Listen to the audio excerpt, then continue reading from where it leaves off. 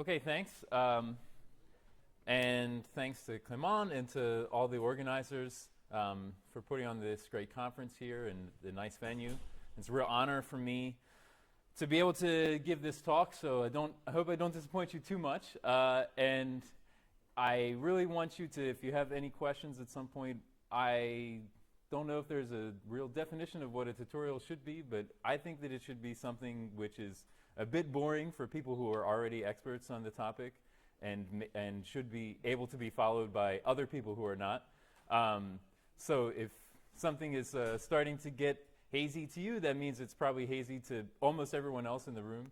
And please feel free to interrupt me, except for Eric, who doesn't need my permission to interrupt me. And I look forward to it. So, okay.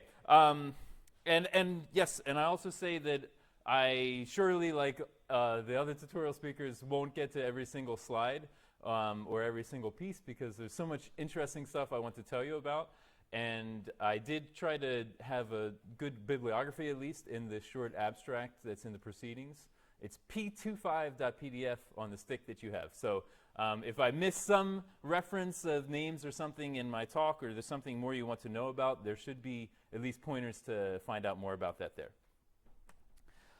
All right, so let's start by saying what is a sparse polynomial. I think we'll start pretty slow here, so don't get too bored.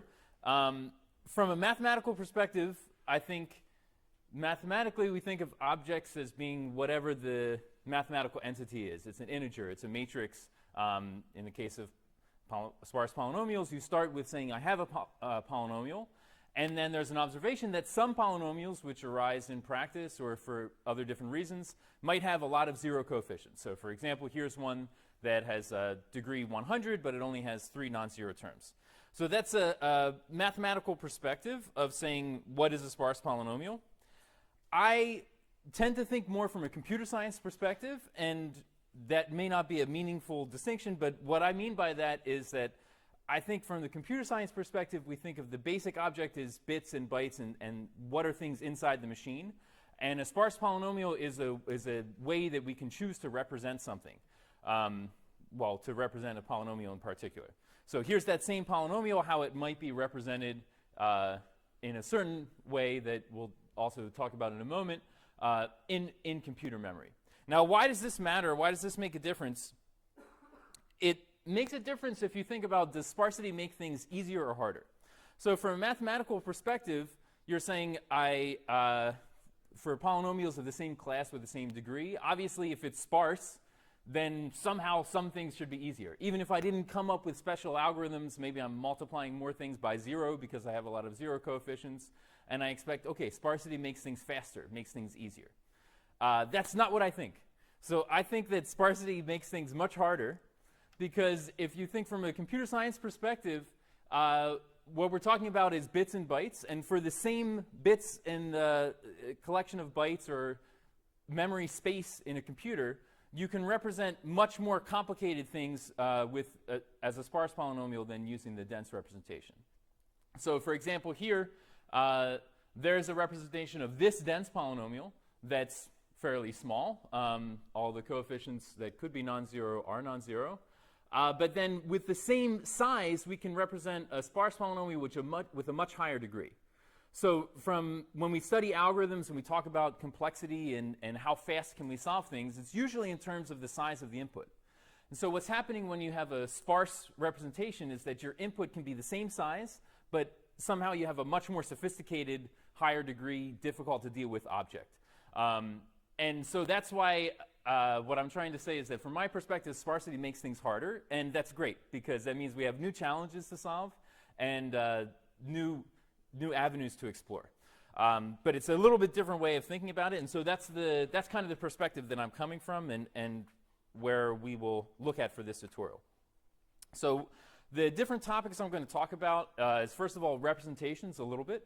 Like we've already seen a tiny bit of that. And then basic arithmetic, addition, multiplication, and division, where there are some surprising and interesting things, some fun things there. And then sparse interpolation, that's probably where I'll spend the bulk of the whole tutorial time, is about a few different algorithms for sparse interpolation and what are the different trade-offs between when you would want to use each one and how do they work. And then at the end, I'll very briefly touch on factorization, mostly just to say, here's some things that we can do, here's some things that would be really interesting to do, which we have no idea how. And so this is my focus for most of it is going to be on having exact coefficients, maybe integers or maybe from a finite field, maybe rational numbers, but I'm not going to focus too much on the coefficient domain except for where it matters. I'm focused on bit complexity because, like I said, I'm coming from the standpoint of you want to measure the cost of an algorithm according to how big is the representation of that thing in your computer, and so that's the fair way to measure that. And I'm going to really just try to look at a few different algorithmic things that I think are interesting here and try to highlight open problems as well for things that may inspire smarter people than me to work on these things. First thing first is the representation. So here is a single term, and we can represent that as a tuple. So this term has 3 variables, and I'm going to put the coefficient last when I write these things down. The reason for that is that usually the exponents matter a lot more than the coefficients. So when you're sorting things and so forth, the exponents are what matters first. So you can see there's 3 exponents. The exponent of x1 is 3, etc., and the coefficient comes last. So we can represent this single term as a 4 tuple, and then we can just extend that to an entire polynomial by saying that a whole sparse polynomial is a sorted list of these tuples. So it's really just one dense array in memory. We can logically divide it according to the different terms, and this is just highlighting what that one term looks like. Notice that it's sparse, but somehow it could be sparser. Okay, so where we think of sparse polynomials as eliminating storing zeros, but there is still a 0 here. The 0 is here because that's the exponent of x1 in this term. So you can fantasize about some more exotic representations where you also have a sparse representation for the exponent vectors. You could even fantasize about having sparse integers as the exponents. I think Eric Kaltofen and I had some discussion about should that be called ultra-sparse or something. But we won't have such fantastical diversions today. So this is going to be as sparse as we get for the purposes of today's lecture. There's also many other, besides the sparse distributed representation, there's some other trade-offs, something between a sparse and a dense representation. But this is what I'm going to focus on for the purpose of this tutorial. And there's a good reason for that. This is also the way that more or less that polynomials are represented in computer algebra systems today that I know of that handle sparse polynomials efficiently. And these parameters are going to be important, so I will try to re-say what they are, but might as well put them up front. N is going to be the number of variables. D is the maximum degree, the highest exponent that appears in the polynomial. And T I'll usually write for the number of terms in the sparse polynomial. And H of f for the largest coefficient, like the height. Frequently, I'm going to gloss over issues with height for the purposes of this talk. So really what you want to remember is N, D, and T. And the bottom line, which you can see because I made the formulas extra big, is the size of these representations are vastly different. So for the dense representation, we write down every possible coefficient up to some degree bound. And in general, that means we're going to be writing down n to the d, or roughly n to the d things, no matter how many actual terms our polynomial has. And in the sparse representation, we only write down the non-zero ones, and so that reduces that to nt log d. Why is that? It's because we have t non-zero terms. For each one of them, we have an exponent tuple, which is length n, and each exponent has at most log of d bits. So that's the bit length of that. And then there's also this added thing for the size of the coefficients themselves. And again, I'm going to mostly gloss over this because as you see here, and as we'll see for most of the algorithms, the height isn't really an interesting part of the complexity. For almost all cases, except for when we start to get into some factorization things, having a larger height, the cost of the algorithms is going to scale linearly or nearly linearly in terms of the height of the polynomial. And so the real challenge, the interesting stuff in sparse polynomial algorithms is really in dealing with the exponents. And that's this term that you see highlighted right there.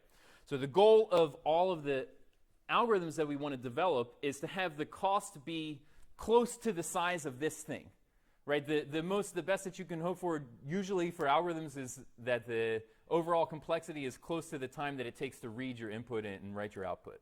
And so we're always going to be targeting to have a complexity which looks like nt log d, maybe with some other log factors or something. And what you'll notice is an exponential improvement over using a dense algorithm, potentially an exponential improvement. So that's why this is exciting. Now, here's why I'm going to not talk about multivariate polynomials for the next little bit, is because of a cool trick called a Kronecker substitution. If you haven't seen this, the idea is, it's also called sometimes in papers packing exponents, which you can see from this diagram here. So the idea is that we choose some integers k1 through kn, and we replace each xi by some new variable to the power ki. And if these ki's are dividing each other and each difference is bigger than the degree in that variable, then you have a unique one-to-one map here, an invertible map. And so what it really means, so here I've taken the ki to be 10 to the I to be able to see it easily. It's just packing this exponent tuple into a single integer for every one of the terms.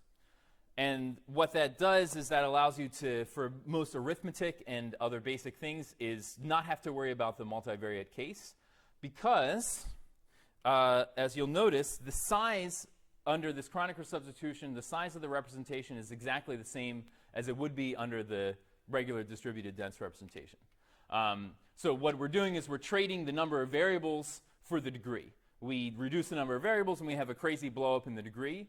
Having an exponential blow up in the degree seems bad, except if you have a good effective sparse polynomial algorithm, then your cost is proportional to the bit length of those degrees. And so if we have efficient algorithms, then the cost is going to be more or less the same either way, and it can make our lives a lot simpler to have to only deal with univariate polynomials. And so we'll see multivariate coming back again, but probably not until after the break, halfway through the interpolation time. Addition. So far, so we're starting things without too much craziness. I think that you could probably come up with algorithms of how to do dense polynomial addition. But anyway, this is what it would look like. And so here I have two dense polynomials, and I'm adding them up and seeing what happens.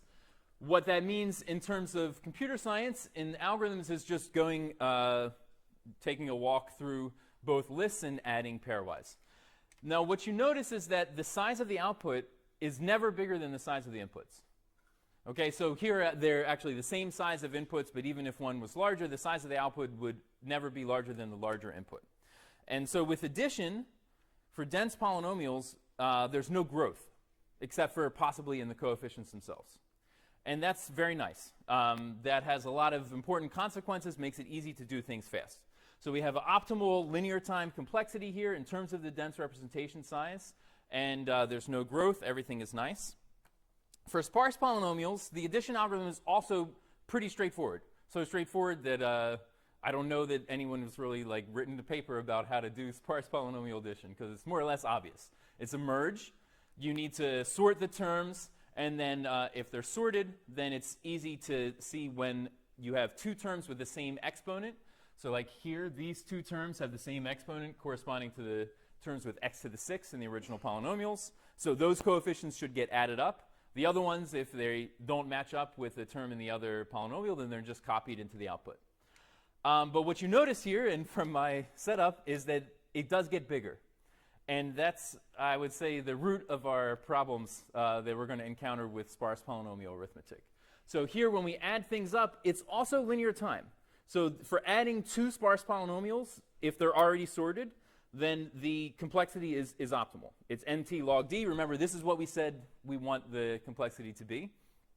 But there's a caveat, which is that potentially the size of the output has grown twice as large as the inputs. And that has implications for when we want to do a sum of many polynomials. So I think you probably see what's coming here. If I want to add up a bunch of dense polynomials, I can just do iteratively what I just showed you, step by step, and I have a big O of d cost for each step. So if I'm adding up k polynomials, the total cost for dense arithmetic is k times d. And that's optimal because that's the size of the input. For sparse polynomials, this is where the first time that it gets to be not so easy, and we have to start to think a little bit. Because what happens if we just do what we saw, we can add these first two polynomials, and the complexity there is optimal. It's linear time in terms of the input size. So 2t log d. I know it doesn't make sense to have a 2 inside a big O, but I'm going to do a summation with big O's anyway. So don't ever show my algorithm students that I did this, as I would fail them all on their exams for doing such shortcuts. But I hope you'll allow it. Yeah, so there we go. But now what's happened is f1 plus f2 has grown. So now the next step for adding that to f3, it's linear time in the size of the inputs, except my first input has gotten bigger. So that step now costs more. Now that one's something like 3t log d, and so on and so on. And when you sum that up, you get k squared t log d. So this k squared thing is the part that's definitely not optimal. Doing a bunch of sparse polynomial additions this way is potentially introducing an extra factor. It becomes quadratic when it really shouldn't be. Yeah? Yes?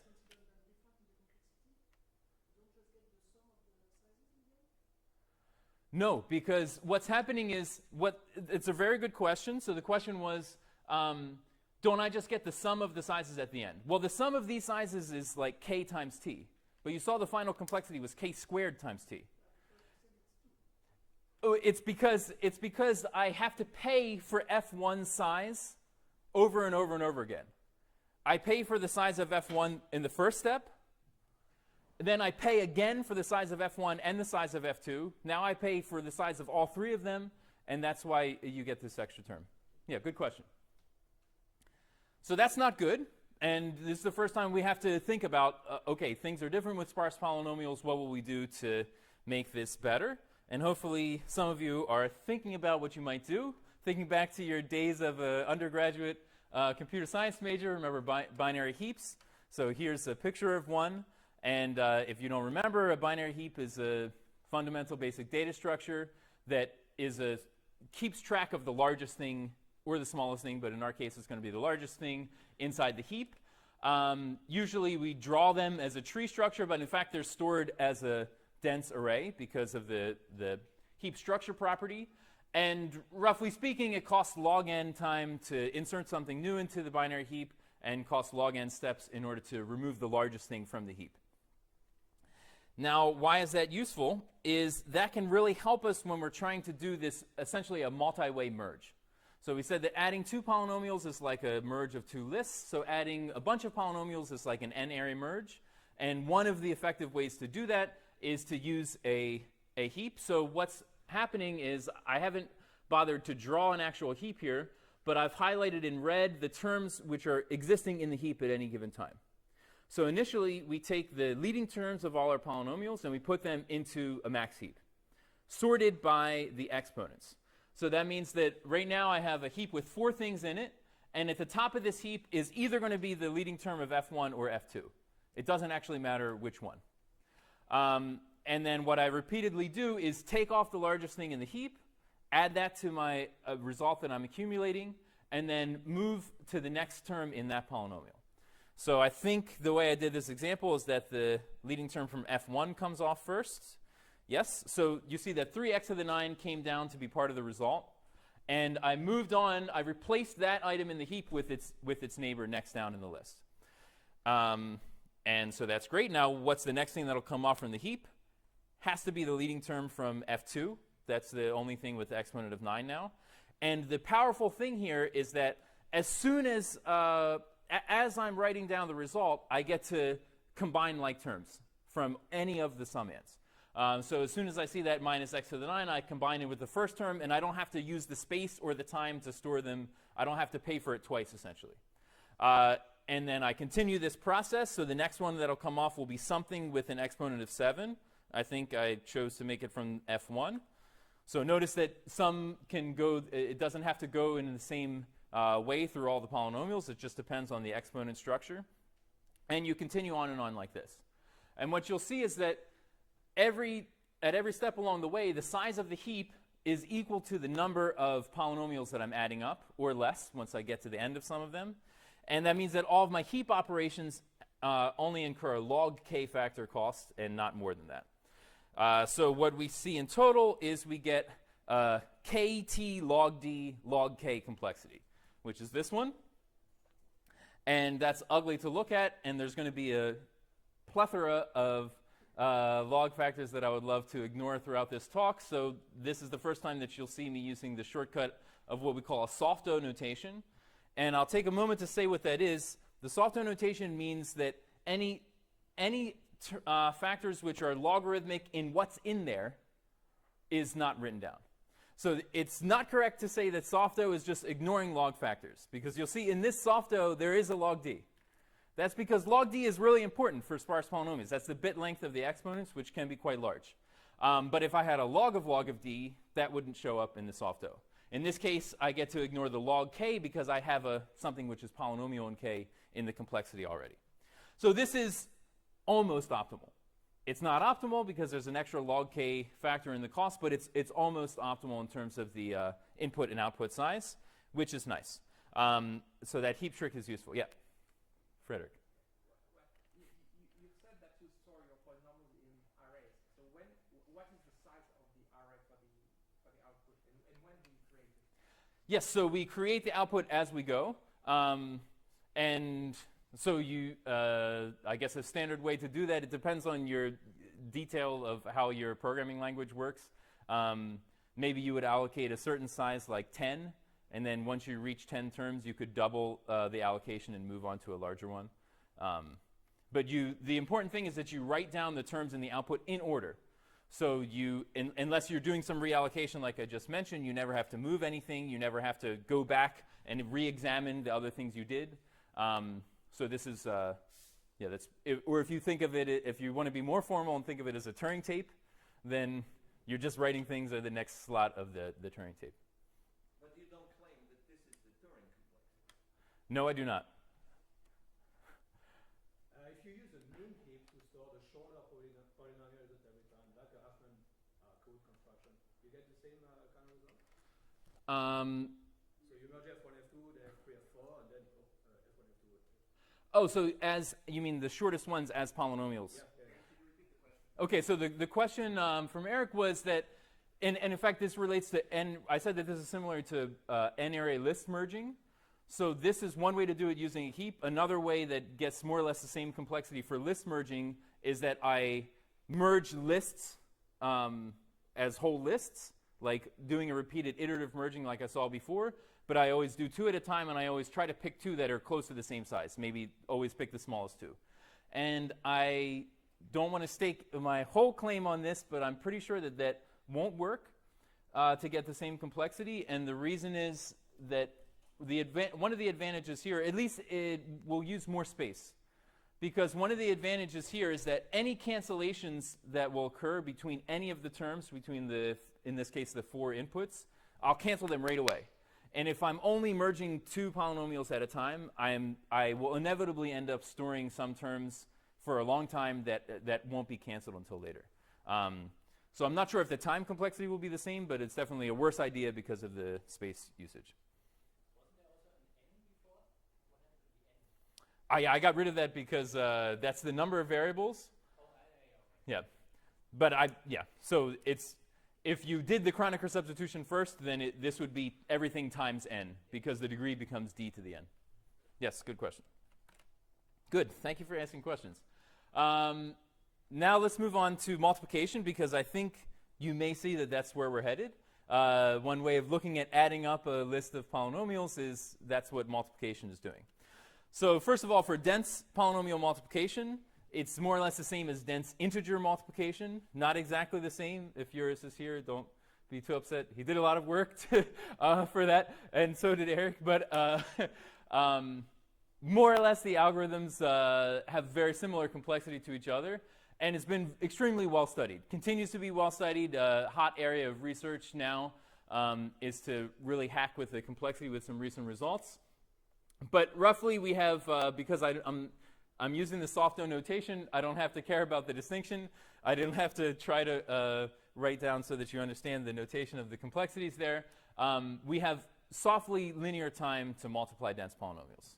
using many, many, many tricks, plus the biggest trick of all, which we heard about this morning, which is the FFT. So somehow the power of the FFT is inside this beast, and that's what's giving us now softly linear complexity for doing multiplication of dense polynomials.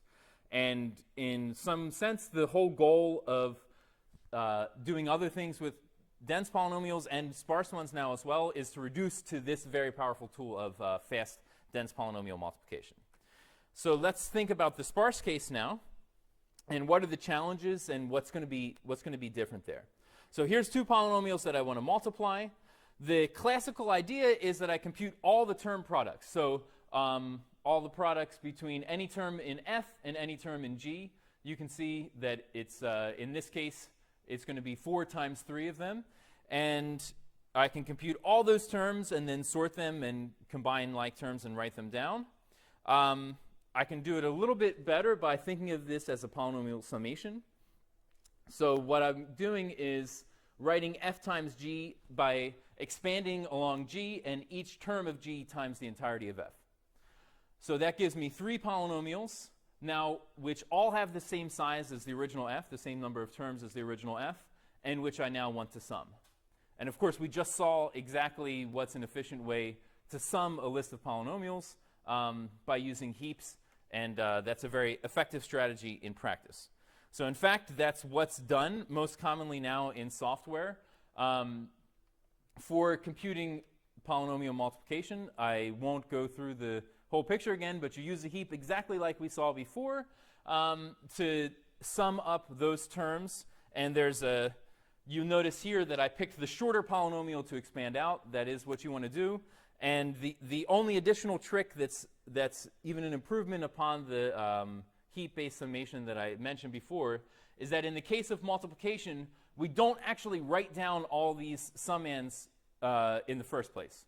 So we just compute each term as we go. You remember that in the heap, you start with storing these 3 terms in the heap, and then you move down.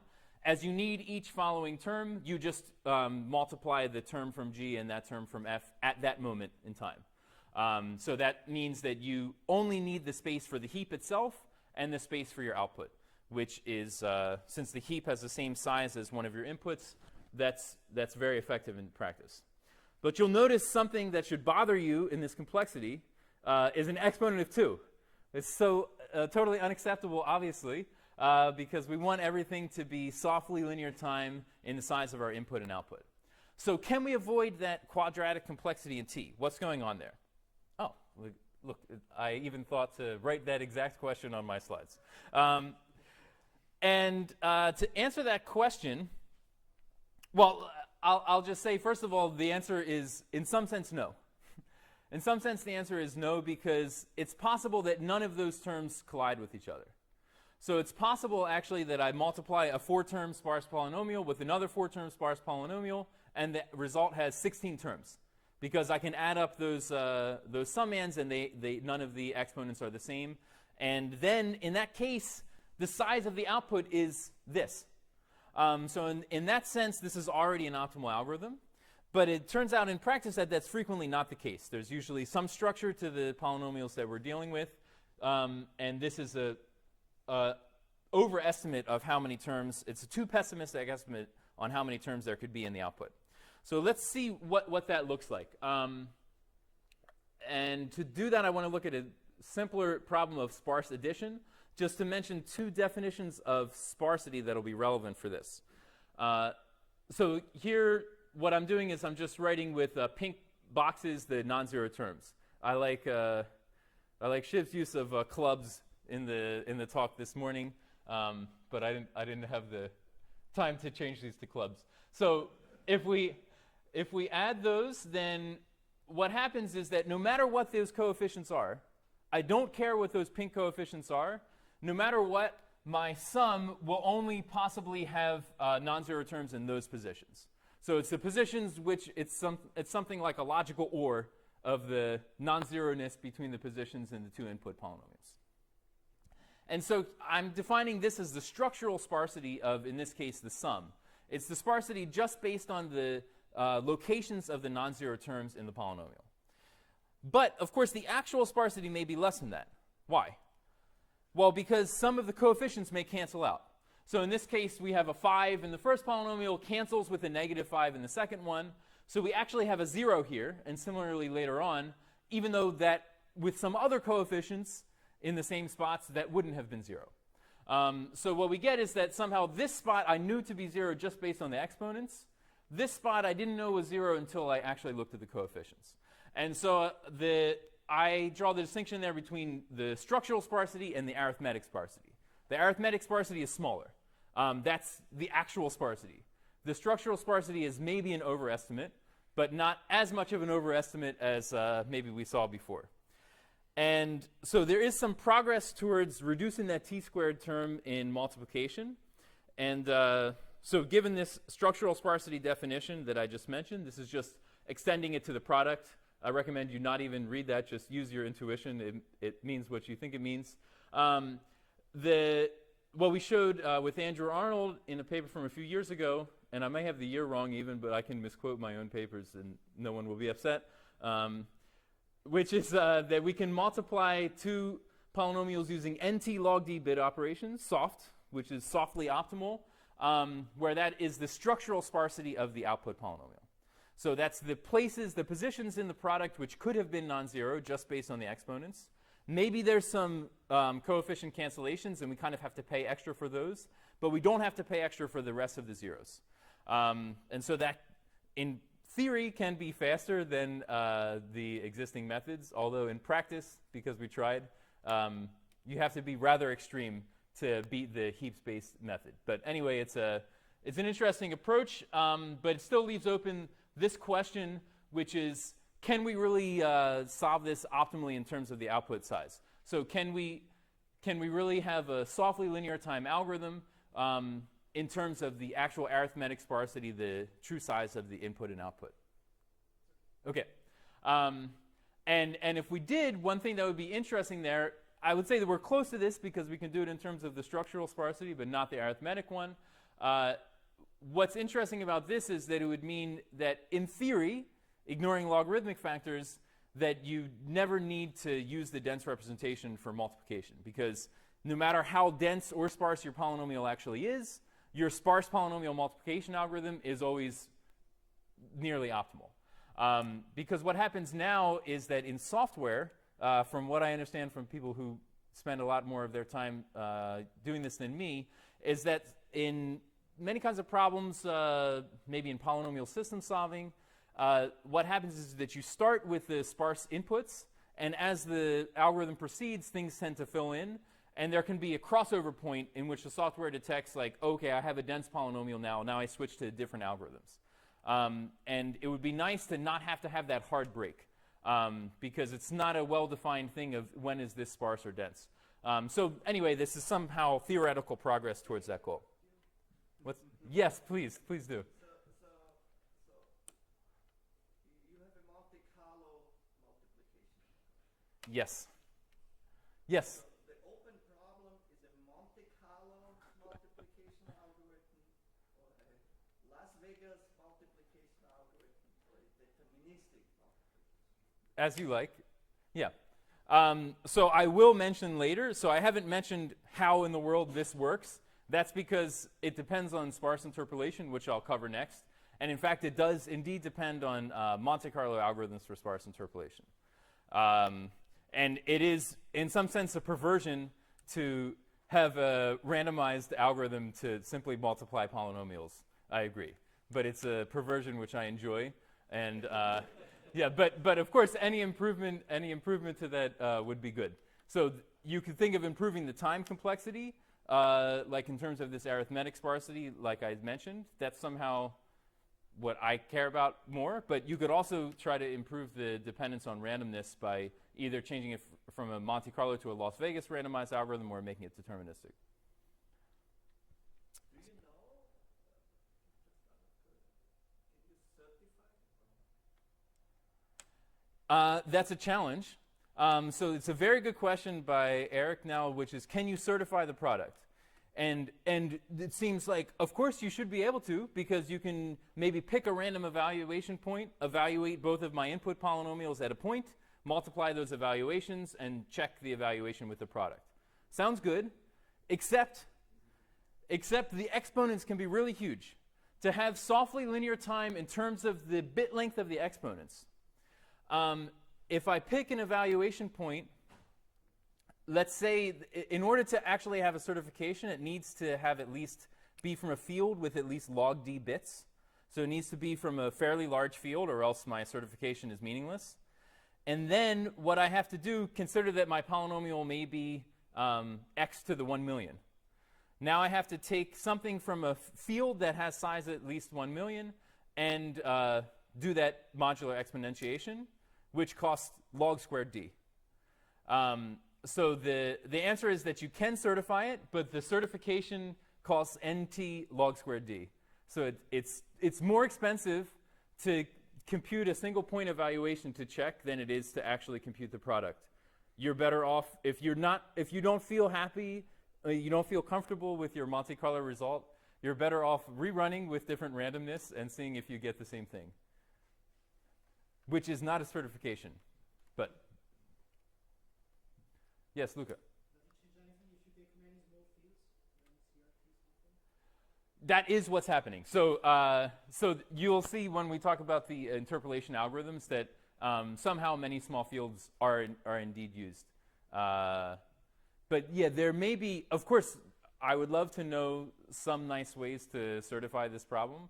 I haven't been able to figure out how to do that with these kind of tricks either, because it's, well, just to briefly answer your question, why can't you just take a bunch of very small primes, is that you could construct some catastrophic examples where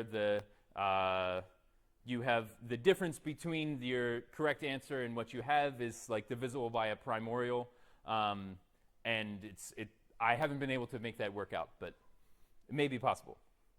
Good. Okay, so you're already excited. Everyone will go solve this problem soon. I can't wait.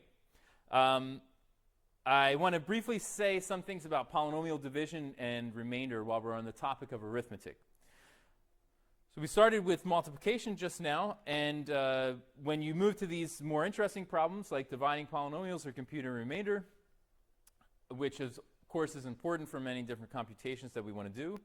In the dense case, everything works. We saw some of these reductions, in fact, this morning in the first talk. And they all work in basically the same time as multiplication, maybe with some extra log factors, but I'm sweeping those under the rug with my soft-no notation anyway. And in the case of division, the dominating step is really computing the quotient times I never remember, is it called the dividend or the divisor? The divisor? I don't know. G. So computing q times g actually dominates the complexity, so that's in a sense why it reduces to multiplication. And that also shows us what the challenge is going to be in the sparse case. So in the sparse case, you can think of proceeding in a similar way that you would for long division.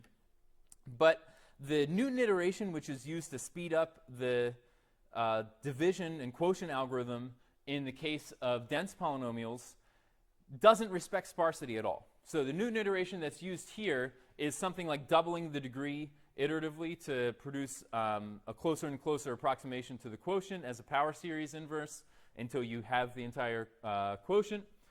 Well, in the case of sparse polynomials, there's absolutely no guarantee that the computations that you'll do to compute that Newton iteration, even if the quotient itself is sparse, there's no guarantee that the computations that you do in performing the Newton iteration will also be sparse. And so there's nothing that's not going to be a very helpful approach unless you can prove something about the way that Newton iteration works. But you can use, so if you want to rely on more like classical algorithms that have this quadratic complexity in them, then the heaps-based algorithm has been adapted to the case of division, which was a lot of work by Mike Monaghan and Roman Pearson, which as far as I know is implemented in Maple now.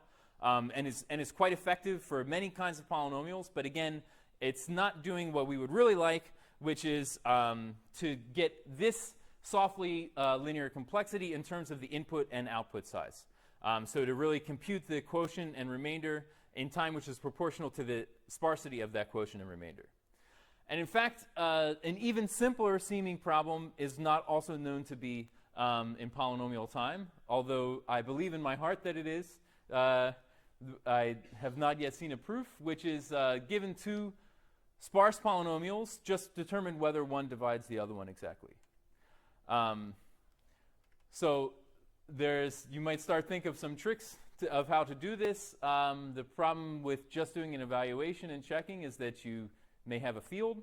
And in fact, if you're able to evaluate quickly, you definitely probably have a field. So checking division over a field is not so meaningful. Anyway, so there may be some tricks to do here, but that's as it is an open problem. And as we'll see, this is an important subroutine in factorization algorithms, which kind of makes sense. Most factorization algorithms that we know about compute a candidate factor and then check, is this really a factor by trying to do a division? And I'll make some more comments about that later when we get into the factorization section. And if you're curious about these things, I want to point to a nice paper by James Davenport and Jacques Carret. I think it's called like the Sparsity Challenges from SynAsk 2009. I mention it specifically because it may have swept under some of our radar if we weren't in Romania that year. And I think it's a nice and interesting summary of these things. Yes, Mark. I have a question. You said your expectation is this is easy or intractable? This one? Yeah. So I expect that it's possible, that there is an algorithm to do this, at least over some fields. Circuit complexity work that looking at multivariate polynomials and whether there's a degree one divisor, and the expectation there seems to be towards intractability. I mean, it's open. Yeah. I think you've spoken to people like Yes. Yeah, so I would say the multivariate case is a different beast in the case of factorization. And as you know, I mean, the way that factorization works for multivariate polynomials is rather different than the way it works for univariate polynomials. We're looking specifically at sparse division of multivariate degree one factors. I mean, it's open, but they seem to be thinking that the philosophy there seems to be it's hard. So, Okay. but they're also looking. I mean, the fact is that none of us, we don't know. So I can say that I'm just somehow an optimistic person, so I expect that P equals NP and all problems are easy. But I may be proven wrong. But you would accept the Monte Carlo. Always. Always. So is that. Yeah. Yeah, first we should get a Monte Carlo solution, and then we could try to make it deterministic. Yes? So to divide power series, which you do for Euclidean division, you don't need Newton. You can also do divide and conquer or relaxed algorithm. Would these guys do better with sparse polynomials? Because then you really get one in the dense case. Yeah, I don't know. I would have to think about that. So the problem with the Newton iteration, and I don't know if it applies to, I don't know how much it applies to those, is that you essentially overshoot what you're doing and then you mod off. And the thing is that the part that you overshot, you have no way to say anything about what that was. And I feel like the same kind of phenomenon would happen in those cases as well. Yeah. If you're accelerating the computation by getting many terms at once, it seems like you're going to have that problem. But it may be worth investigating, yes. Cool. So here's a summary of arithmetic. The easy part is that, well, I mentioned this mathematical versus computer science perspective. Addition is more or less pretty easy, but once you start to add multiple polynomials, that's starting to look like multiplication, and we have to be a bit more careful. But we're close to really being able to do what I want to do with multiplication. Then for division and remainder, we're not that close to getting truly linear time output sensitive algorithms, and there's some interesting challenges that remain there. I'm going to keep going for a little bit further before I stop for a break, because I don't want to leave I don't want to leave you for a break without thinking a little bit about interpolation. So I've been teasing you about this so far, and the reason why I'm spending some time on sparse interpolation is this is probably what I personally know the most about out of what I'm talking about here, and it's also very important for the fast algorithms for multiplication that I just mentioned, and for other things. So we can first start with some review, dense polynomial interpolation. Actually, I'm going to spend a few moments talking about this just because to see how it compares to the sparse interpolation problem. So don't get too bored, but I think it'll be a nice parallel in a moment. So the dense polynomial interpolation problem is we have some points, and we want to find the unique polynomial that goes through them. This has been studied for hundreds of years. And if we have distinct evaluation points, then there is a unique solution to the dense interpolation problem. You can find it deterministically in softly linear time, and life is good. As usual with dense polynomials, life is good. So now let's see how that works in a little bit more detail. Here's a way of phrasing this. You can look at it as a structured linear algebra problem. So what we're searching for is the coefficients c0 through cd minus 1, because we have a polynomial with degree less than d. And we're searching for those coefficients such that when we plug in these powers of the evaluation points, that we get those outputs. So here's the outputs that we got from the interpolation. This is a structured matrix built from the independent variables and the interpolation points. And here's the coefficients that we want to learn. So in fact, you should maybe recognize that this is a Vandermonde matrix built from those independent variable evaluation points. And so we're solving a Vandermonde system here in order to do dense interpolation. It's a structured matrix. There's special solvers and techniques for, in fact, I think, learned a bit about this morning. And in the exact case, at least, this is a softly linear time algorithm that's deterministic, and it's very nice. I should mention the good reference for this is Eric Scho's paper on on the Telegins principle in practice. I like that paper, so I mention it, and that's a good place to look for how all these Vandermonde and transposed Vandermonde solvers work in the exact case. Great. Now, what evaluation points should we choose? So in the sparse case, we actually have to choose the thetas, the independent variables for the evaluations. And so if we think about dense interpolation in the same context, that means we get to decide what these things are. In fact, with dense interpolation, you have more flexibility. You could just be given any ones, and mathematically it would work. But what if you got to choose? How would you choose them? Any ideas? What would you like the evaluation points of your dense polynomial to be? 0. Okay, if they're all 0, that may be problematic. Yes, roots of unity, exactly. So good, I'll give you $10 after, or a beer that's free at the reception. So if we choose primitive roots of unity, and in the complex case it would be this value, but over finite fields there also exists sometimes primitive roots of unity with a different definition. The Vandermonde system becomes a symmetric matrix, and in fact it becomes an FFT matrix, which is kind of the best kind of structured matrix for us to solve. And as I said, our goal in life is to reduce everything to FFTs at some point. And that's nice. In this case, it'll be an inverse FFT.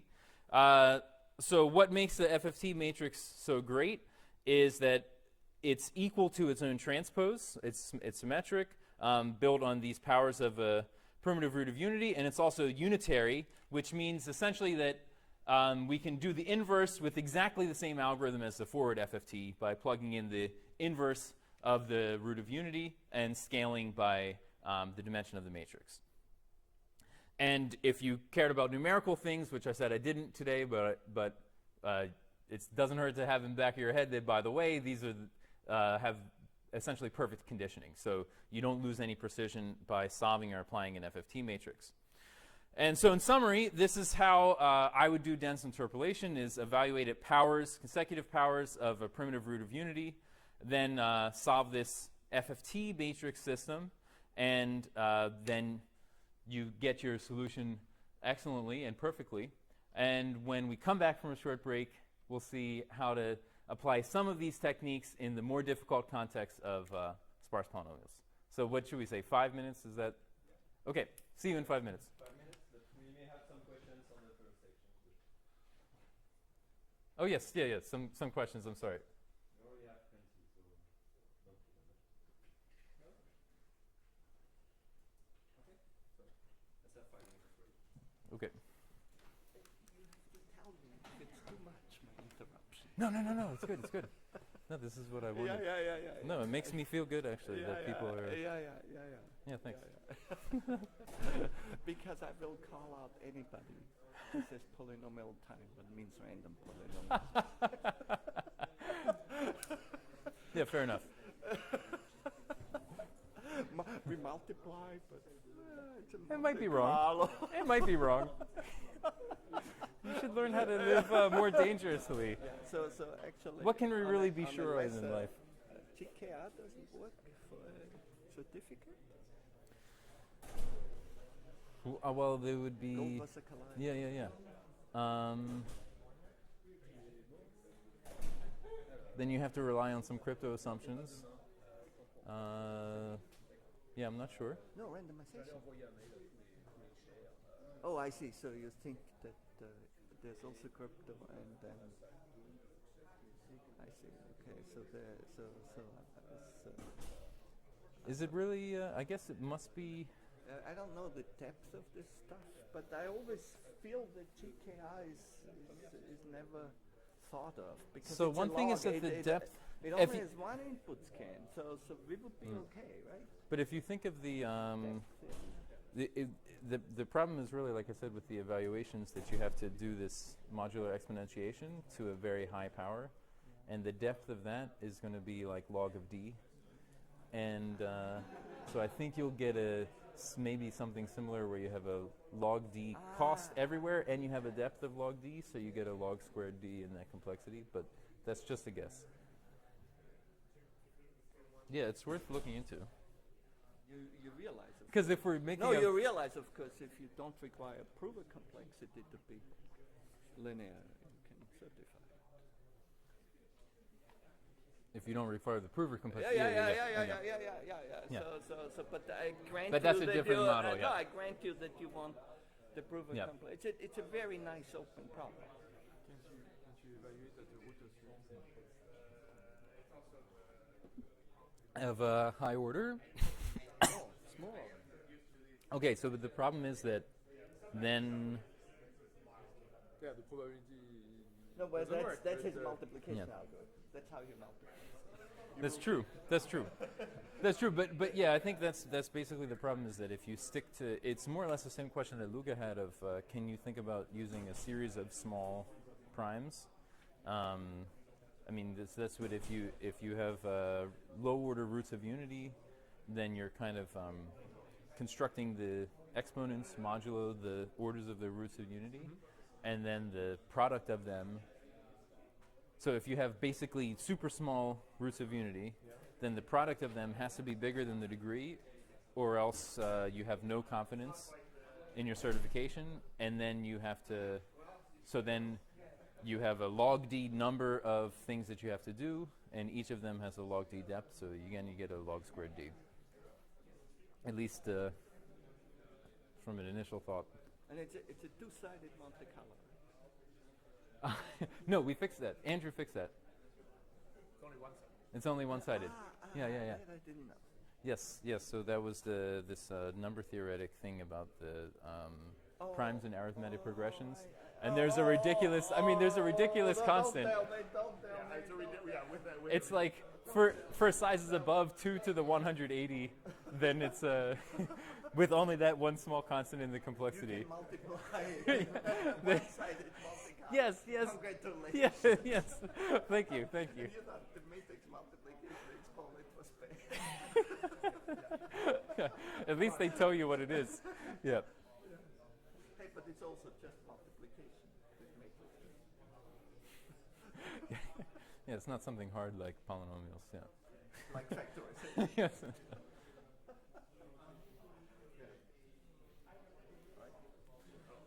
Okay. All right. So we will resume. Thanks again for your attention so far. and I hope that the second half is as engaging as the first.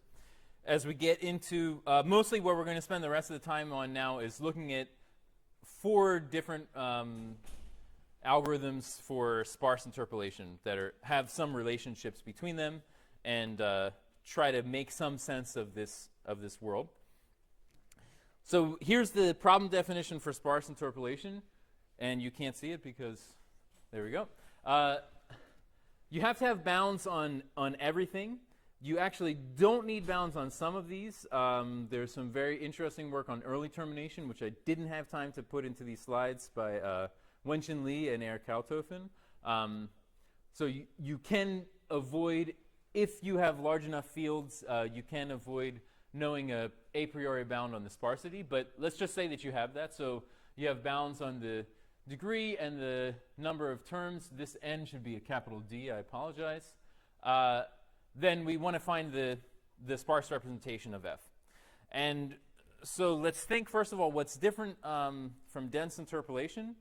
One thing is that we really need to have the choice of evaluation points here. So there was some study by Borden and Tuari, I think in 1991, where they looked at the more general setting where if you're told what the evaluation points are, and there it's some considerable work to even say, is this decidable? If I'm given a bunch of points, can I even say whether there is a sparse polynomial that goes through those points, if you're not given any structure on what the degrees could be? So that's somehow super difficult.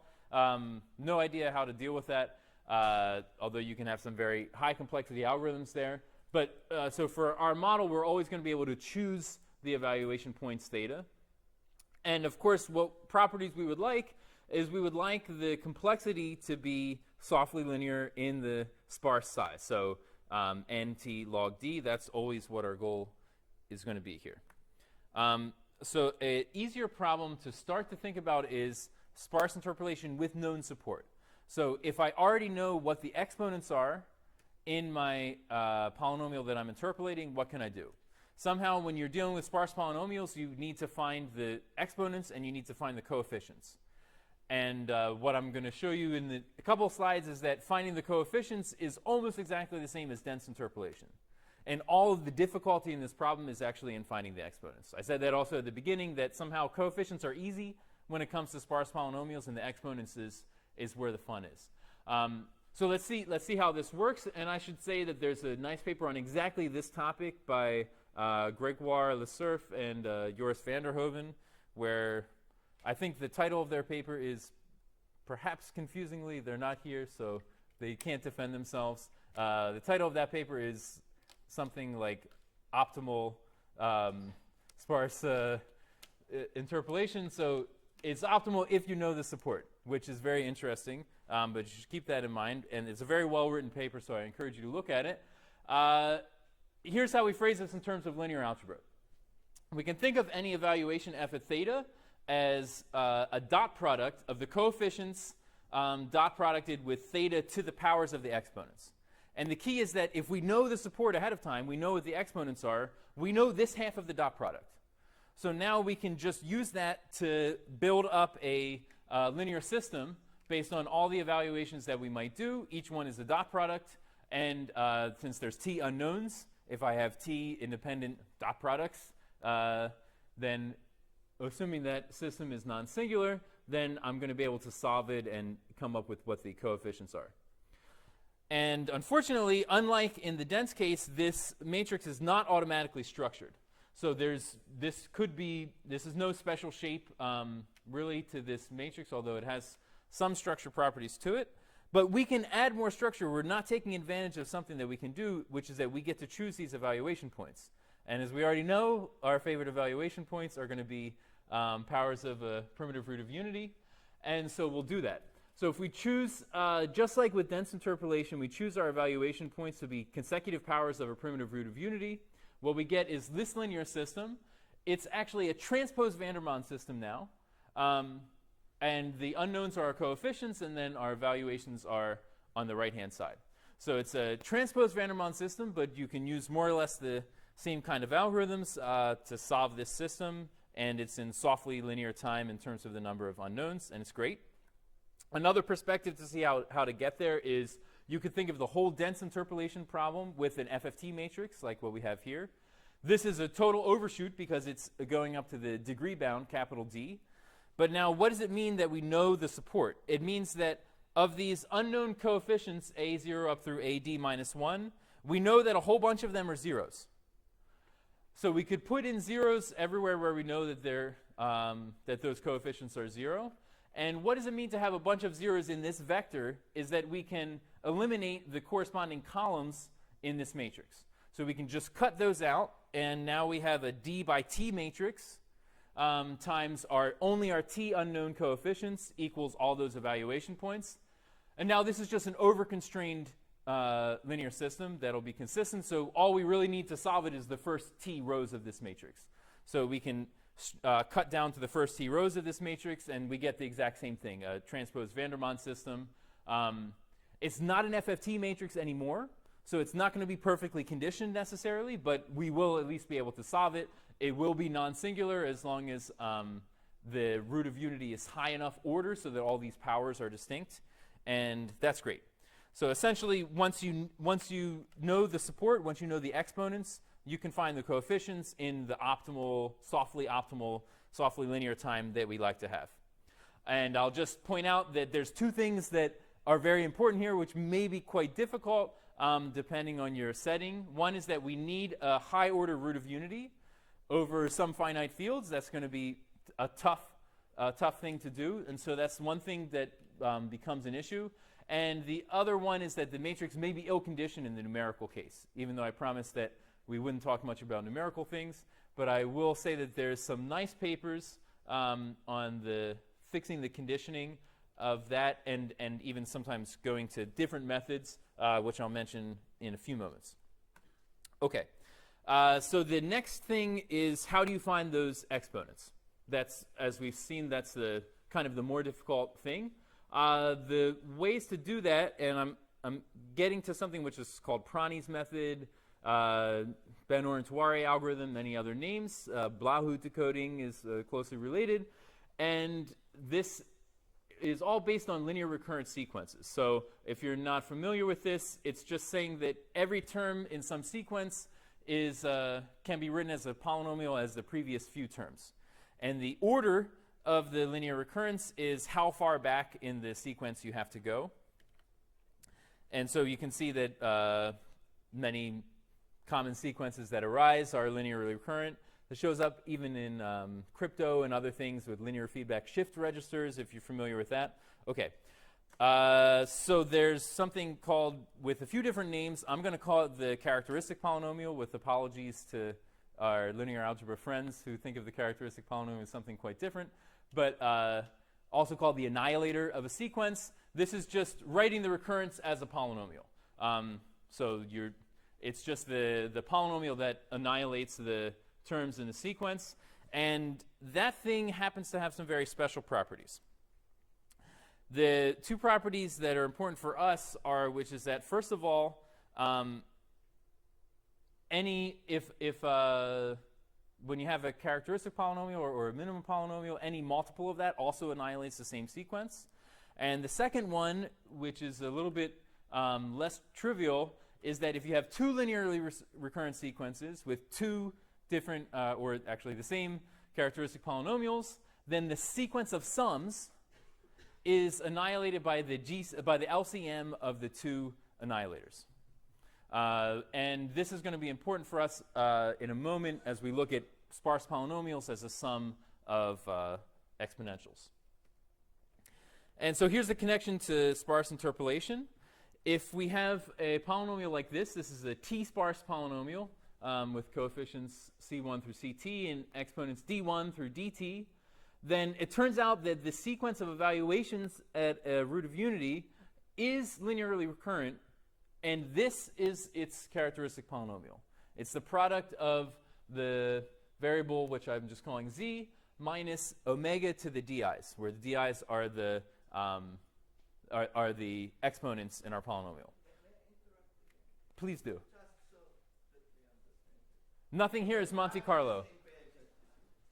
I'm sorry? Characteristic polynomial in your language is the Yes. Yeah. But then what you said is not true. The sum of two sequences, the characteristic polynomial is not the LCM because the sequences can cancel. The LCM is a multiple. Yeah. You're right. In the generic case, yes, you're right. Yes. Yeah, so they're annihilated by the LCM, but it's not necessarily the case. Wait, can they really cancel? The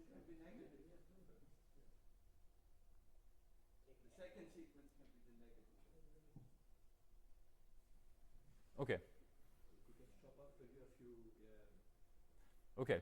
So I've made a misstatement, but I'm not sure how to correct it on the fly. But I also want to hear you say it too. Yeah. So I should say that this definitely annihilates the sequence, but in this case it is true. So that's why I can't resolve this in my head. So in this case it actually is true. The previous lemma is not, but it's not true somehow in a way that makes this one okay. And I can't tell you why off the top of my head. So anyway, there's a rough sketch of this one, which relies on the false lemma that we just saw. But roughly speaking, it's that if you think of the polynomial as the sum of exponentials, any individual one of those would be annihilated by, like the sequence c1x to the d1 is annihilated by z minus omega to the d1. And so that means that the sum of all these is annihilated by the product of all those. And they're all distinct if the order of omega is high enough. And so indeed the LCM is just their product. And so that's proof based on flawed assumptions that our sequence is it's a proof anyway that this is an annihilator of the sequence of evaluations here. If the characteristic polynomials of the two sequences you add are co-prime, you should be fine. Okay. Yes. And then I guess that's why this one works and just the previous lemma was false. So forget about that one. Thank you, Eric. And Eric. Yeah, good. So what this is saying is, why does this matter? Is here's something which we can get this polynomial out of just looking at the evaluations.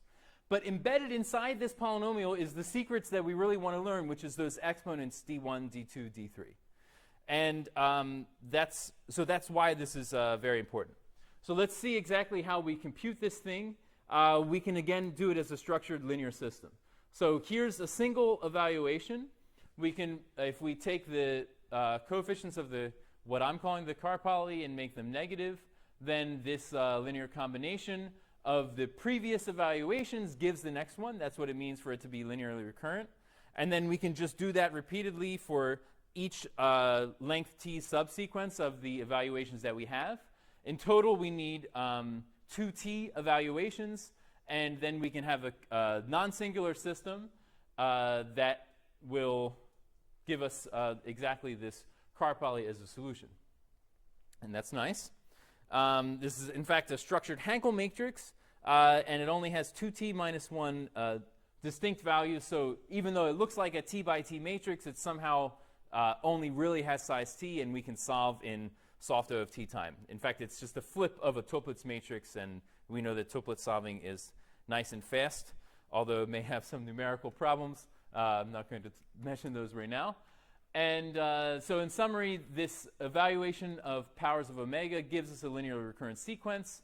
That the car poly of that linearly recurrent sequence has the exponents in it as the roots. And that means that once we have those exponents, we can also compute the coefficients. But there's a problem, which is that when we compute this characteristic polynomial from solving the Hankel system using Berlekamp-Massey algorithm or something of that flavor, then we don't get it factored. We just get the expanded representation of this annihilator polynomial. And we don't care about the expanded representation. What we care about is the roots omega to the di. And in fact, we don't really care about omega to the di so much. We care about di. So there's two difficulties there. The first is we have to given a polynomial, we have to find its roots. That has been studied a lot, but it can be problematic over certain fields and certain settings. And then after we have those roots, we have to take logarithms in order to find the exponents, which again, in certain fields, can be problematic. But that's the general approach. And here's what I was saying about the logarithms. This is kind of saying, in the numerical sense, it should work. If we have exact computation, you can take logarithms to the base of your roots of unity. But in finite fields, discrete logarithms are not so fast. And that can be a problem. But I'll mention something about that in a few moments. But here's a summary now of this approach of what I'm calling the one-shot algorithm for sparse interpolation. I call it a one-shot algorithm because you do a bunch of evaluations and then a whole bunch of work, and at the end you get your entire sparse polynomial. It's deterministic, and it works in principle over any field as long as we can do all these things, as long as we can get a d primitive root of unity or larger, as long as we can solve this structured Hankel system. That's usually not a problem, though. And the ones that are a problem really is computing these roots and discrete logarithms. And this is just summarized again here. What do we need in order to be able to apply this one-shot algorithm, this Ben-Orientori type approach? Is we need to have evaluations at higher-order roots of unity. We need to have structured solvers for a Hankel or a Toeplitz system and for a Vandermonde system, transposed Vandermonde system. And then we also need to do root finding and logarithms. And these last two are the most problematic ones. Okay, so I think I'll mention something about those later, but now I want to take a brief diversion just to connect back to something we talked about earlier. There was a question from Manuel half an hour ago saying, what happened to n? Because we started out with multivariate polynomials, and then we suddenly moved to univariate case by just saying, yeah, we can compact the exponents like this. So how do you go back? That's what I'm showing in this example here, which I won't belabor too much, but it's just to say that how do we actually do the Kronecker substitution in the context of interpolation is we say I have an unknown polynomial f. I know that it has 3 variables, and I have a degree bound on each variable. So then what I'm going to do is do evaluations of f always at powers of omega that are in sequence with each other. So that means that these evaluations, which are multivariate polynomial evaluations, are actually evaluations of the univariate Kronecker substitution polynomial. So when I do the evaluations in this way and just plug it into the algorithm that we just saw, what I get back is a univariate polynomial that's sparse.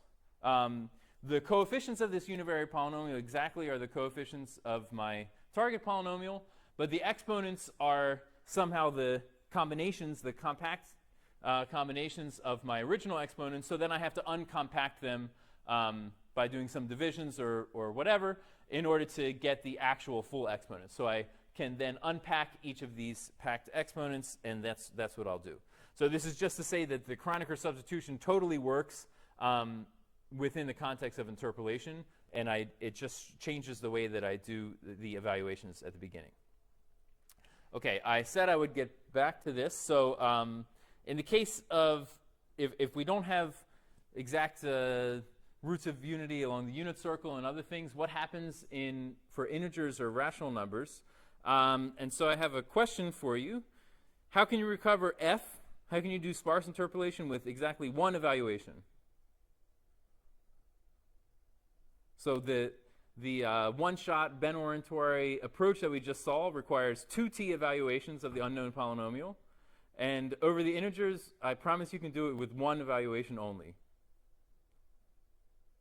Does anyone have an idea? Yeah? Yeah, exactly. And if you are writing things down and we like base 10 because of our anatomy, then I could, for example, choose 10 in this case. And what I see in that one evaluation is exactly the non-zero coefficients of my polynomial in the positions corresponding to the exponents. So I get from this one integer evaluation, I see exactly what the polynomial is. And if I had bigger coefficients, then I could just pick a higher power of 10. And always a single integer evaluation can do the entire problem for you. So does this mean that sparse interpolation over the integers is easy? No. It just means that we cheated somehow. We cheated because this is not accounting for bit complexity. The size of this evaluation has at least d bits in it. And remember that our target complexity, the output size, is something like t times log of d. So the size of this one evaluation is exponentially larger than the polynomial that we're trying to recover. And that's the way that we've cheated here.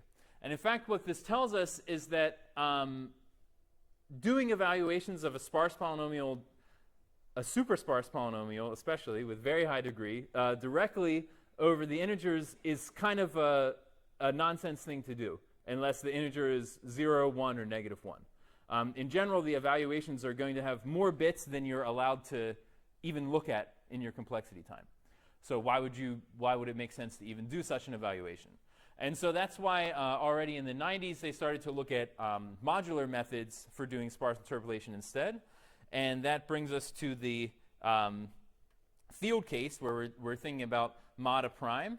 And what works and what doesn't work. What's the problem here? Well, most of the one-shot interpolation algorithm we saw works. Solving the structured systems, doing the evaluations, which now will be controlled by the bit length of the modulus that we get to pick. That's all nice. And even we can structure P so that there is a high-order root of unity. But the thing which may be difficult is root finding. It's generally not that slow, but it may introduce some randomness into the algorithm that we don't like. And it's not going to be pseudo-linear time. And also the discrete logarithms to recover the exponents.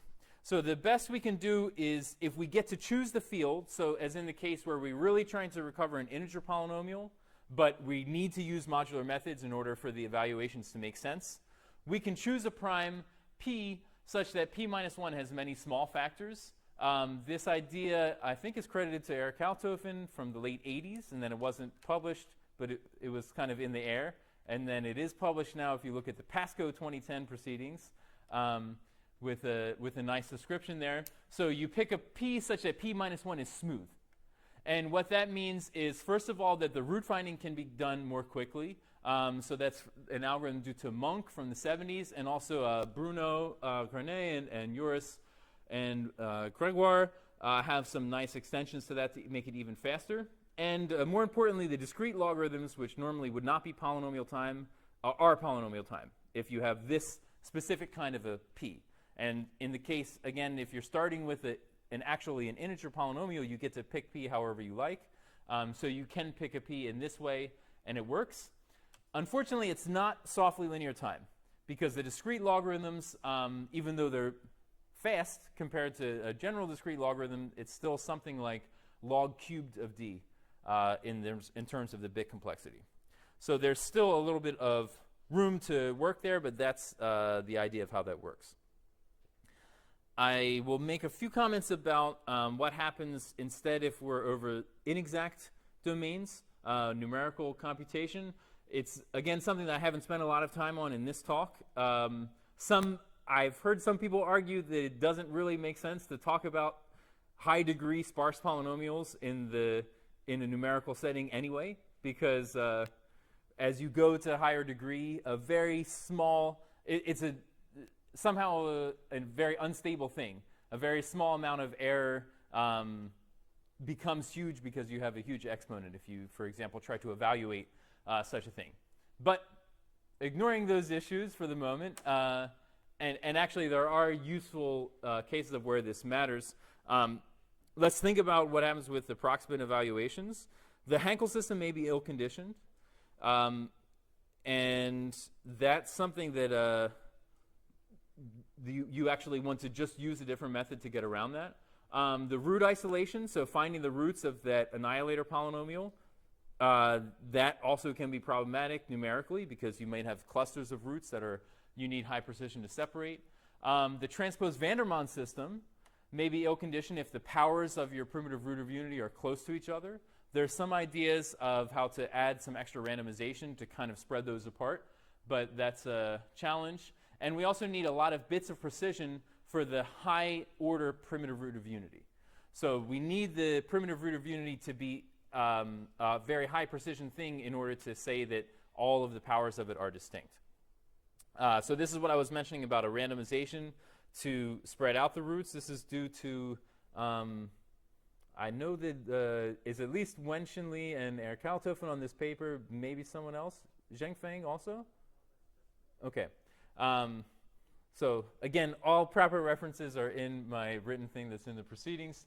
And I won't go into the details of this, but the idea is that you randomize the choice of the root of unity. So rather than choosing the principal primitive root of unity that's very close to 1, you randomly choose one around the root unit circle, and then with some probability, you won't get a clustering, which would make things ill-conditioned.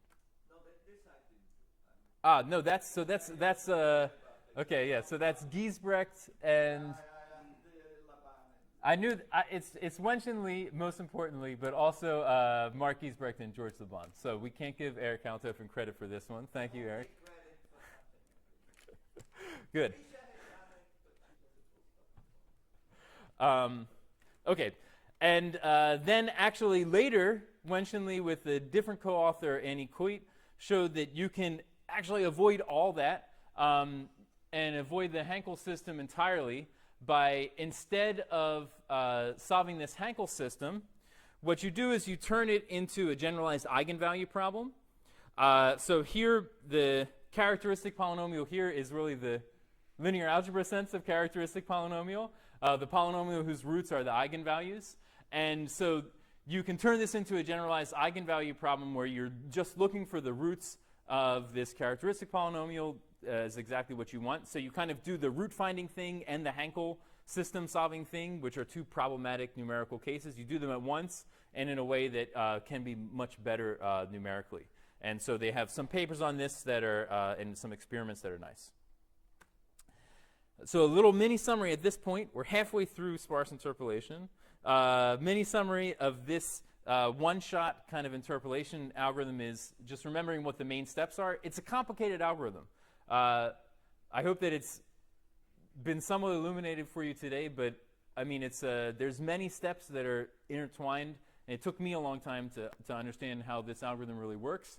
You start out by evaluating at 2t powers of a root of unity. Then you find the roots of this annihilator polynomial. Then you compute logarithms to the base omega. Hopefully you picked a field in which that is fast enough to do. And finally, once you have those exponents, you use those in solving a transposed Vandermonde system to recover the coefficients of the unknown polynomial. So it's kind of those main steps. And what are the issues with this approach? There's at least 4 things. One is that it requires a high precision or high order root of unity. And in fact, if we consider a multivariate case with the normal Kronecker substitution, remember that the Kronecker substitution trades off the degree for the number of variables. So we reduce the number of variables to 1, but we really blow up the degree to d to the n. And in order for this to work, that means you need a primitive root of unity whose order is bigger than d to the n. And that can be quite tough. And then performing logarithms in arbitrary fields. So if we don't get to pick the prime, then you're sunk in trying to use this approach because discrete logarithms are believed to be computationally hard. And finally, the root finding may be complicated over certain settings. So what we're going to see is some different approaches now that are very randomized, very Monte Carlo approaches, but that use somehow multiple snapshots, multiple rounds of evaluation in order to recover the result. So these are mostly going to do more evaluations and in more rounds and with randomness thrown in, but in order to avoid some of the difficulties with the Banner and Tawari one-shot approach. First one I want to talk about is a blast from the past, Zippel's algorithm. Is a great one. I think the first version was published in 1979, which was really helped establish what we think of as randomized Monte Carlo algorithms in general now. So a really important paper, I think, in randomized algorithms generally, and was about, in some point, sparse interpolation. So the idea is that we're going to recover the exponents one variable at a time. Rather than a one-shot algorithm where we try to get the whole exponent tuple, we'll just get each individual exponent for each variable one at a time. We're going to do multiple sparse interpolations at each step, but there'll always be univariate sparse interpolations. And it's going to be based on an initial choice of a random evaluation point, which has to be very lucky. And if you're unlucky in that original choice, then the whole algorithm is shot. Again, it's a trade-off. So it's a different trade-off than Kronecker substitution. Kronecker substitution traded off the number of variables for the degree. You get to reduce the variables to 1, and you blow up the degree exponentially. In the case of Zippel's algorithm, you also reduce the variables to 1. You only deal with one variable at a time. But you don't increase the degree. It's still degree d univariate interpolations at each step. So what's the trade-off is that you have to do a lot of them. For Kronecker substitution, it's just one interpolation of a high-degree univariate polynomial. Here we have to do many interpolations of low-degree univariate polynomials. And depending on your setting, you may be happy about that trade-off. Let's see how it works. Like I said, there's a randomization that's very, very important, which says that if the polynomial I'm recovering is not entirely 0, then if I pick a random evaluation point from elements over the field, then it's also probably not 0. I haven't rigorously stated this, but why would I? Because these are just slides. That's the general idea. If I pick a random point and the polynomial is not 0, then the evaluation at that point is non-zero. Seems completely obvious, but it's deciding where the bounds are is pretty important. This is usually called the Schwartz-Zippel lemma, but it was also there's a paper even published 1 year early by DeMillo and Lipton, which has a somewhat related version of the same lemma. So you should really mention all 4 of these names, I guess, now when you talk about this lemma. And now, given that lemma, what is the idea of Zippel's algorithm is that we first start with f at the random evaluation point we picked. And what you're going to do is in repeated rounds, you use this non-zero Schwartz-Zippel lemma property to tell you where you're allowed to cut off your interpolation, where you know that something is 0. So initially, you just evaluate the whole polynomial at that one point. And if it's 0, then based on this lemma, you say, OK, my polynomial is 0. Here's 0. I'm done. If it's not 0, then you continue to find the next variable and the next variable. So the first thing we do is we treat only x1 as a variable. And we leave in these fixed points for alpha 2 through alpha n. So now we're recovering a univariate polynomial in just the first variable. And again, you have to apply the Schwartz-Zippel lemma to say that all those coefficients won't be 0.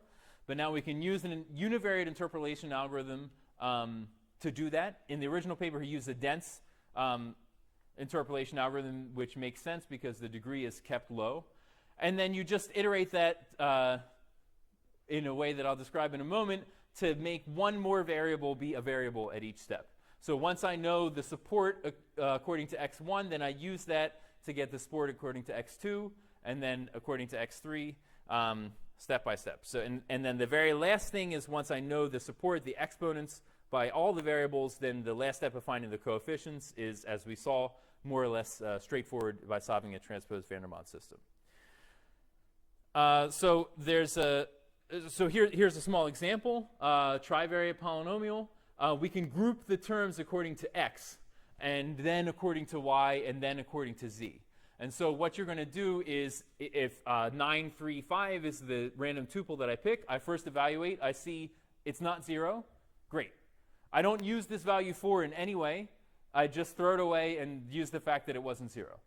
Then I move on, and I treat the first one as a variable. So because I like to evaluate at powers of a root of unity, I'm leaving the 3 and 5. This should be a 3, sorry. 3 and 5, the same. This would cause an error. The 3 and 5 stay the same, and I take the first variable and vary that from 1, omega, omega squared, etc. And that gives me the univariate polynomial in terms of x with these values plugged in. And what I see from this is that the support in terms of x is that the exponents of x that appear are 1 and 4, because those are the places where I have non-zero terms in terms of x. And then I throw away the 7 and I throw away the 3 because I do not care what they are. All I care is that they were non-zero. And then I use that information of the support of x to then move up to find out where's the support in y and then in z. And I've glossed over how does those other steps work, because it's a little bit more complicated, and I'm going to, well, we have some time. I'll show you something which will be frightening. It's actually very fun to work out exactly how this algorithm works, but this intermediate step is a little bit more intricate. And so, yeah, if this part seems a little bit faster, it's okay. It'll be over soon. So the intermediate steps of Zipl, what we think of is we write our polynomial as a sum of monomials in the variables that we've recovered so far, like we just saw with x and then with x and y. And then we evaluate each one of these coefficients in terms of the next variable and then the plugged-in values that we picked at the beginning. We evaluate each of those at powers of the root of unity, just like we saw before. And what we get there is a linear system where here's the evaluations that we really want. So here's the evaluations of these coefficient polynomials at the point theta that we want to know what they are. But we don't actually get to look at those directly. Instead, what we have is multivariate evaluations of our original polynomial with these betas plugged in for the first variables that we already figured out, then theta plugged in for the one that we're working on right now, and then the random alpha points plugged in for the rest. And on the left, what you get is this linear system, and what's key is that this matrix on the left is only in terms of the part that we already figured out, only in terms of the monomials that we've already discovered in terms of the first k or k minus 1, k minus 1 variables. And so now, well, I should say, what do we want the betas to be? You already know the answer is that they're going to be powers of roots of unity, like always. And if we do that, then what this left-hand side becomes is some monomials evaluated at roots of unity raised to powers up to t, because we do them in sequence. And so this is how to get a single evaluation of each of those coefficient polynomials at any point, is by solving what you can see is another transposed van der Waals system. Yes, and that's the whole idea here. So by doing all these t evaluations, I get one evaluation of each of the coefficient polynomials at that step. Then I do this again for as many evaluations of those coefficient polynomials as I need, and that finally gives me the data I need to perform a univariate interpolation and move on to the next step. And I'll just say this, that if you think of this originally, you may be, if you followed what's happened in the last 3 slides, and I don't blame you if you didn't, but if you did, then you might be thinking, why isn't this introducing like a quadratic complexity? Because we have at each step at most t coefficient polynomials that I'm trying to figure out, and I need to evaluate them at maybe something like t values. And the reason why it's not a problem is because you can say that there's some kind of trade-off between the sparsity of what I've recovered so far and the sparsity of what's coming. So you can make it work. But anyway, that's the idea of Zipl's algorithm, is it's just doing some more structured linear algebra and many, many evaluations in order to say that we're just doing univariate interpolation over and over and over again at a low degree to recover a multivariate sparse polynomial. And it's based very much on this transposed van der Waals system solving that we've talked about a few times. And I should say again that it's a Monte Carlo algorithm, because if that alpha that you pick at the beginning, and which is used repeatedly throughout the whole algorithm, if that was a 0 of any of those things that it shouldn't be a 0 of, any of those coefficients, then you're going to have a problem. And it's not even that you won't recover that part of your polynomial, it's that your whole procedure fails. So you really need to be lucky in choosing alpha, and what that really means is that there's some harder conditions on the size of the field to be large enough to say that with high probability the alpha that you chose at the beginning is never unlucky throughout the whole course of the algorithm. So another way of dealing with the multivariate case we already saw was Kronecker substitution. And I just want to mention something else that I worked on with Andrew Arnold a few years ago of reducing the degree of Kronecker substitution. So if you went into La La Land when we talked about Zipl's algorithm, come back to us. And let's remember that originally the Kronecker substitution is a trade-off. We have just one variable, but we have a way, way higher degree. And what we attempted to do in this paper on randomized Kronecker substitution was to make that trade-off be less extreme. So instead of going all the way down to just one polynomial that's univariate with a way, way higher degree, what we're going to do with the randomized Kronecker substitution is go to n univariate interpolations, but each with a moderately higher degree. So the degree will increase a bit, but not too much. And then as a price, we can't just do it all in one shot with one polynomial, but we don't have to have so many of them, only as many variables as we have. And as you'll see, there are certain cases where this turns out to be most beneficial.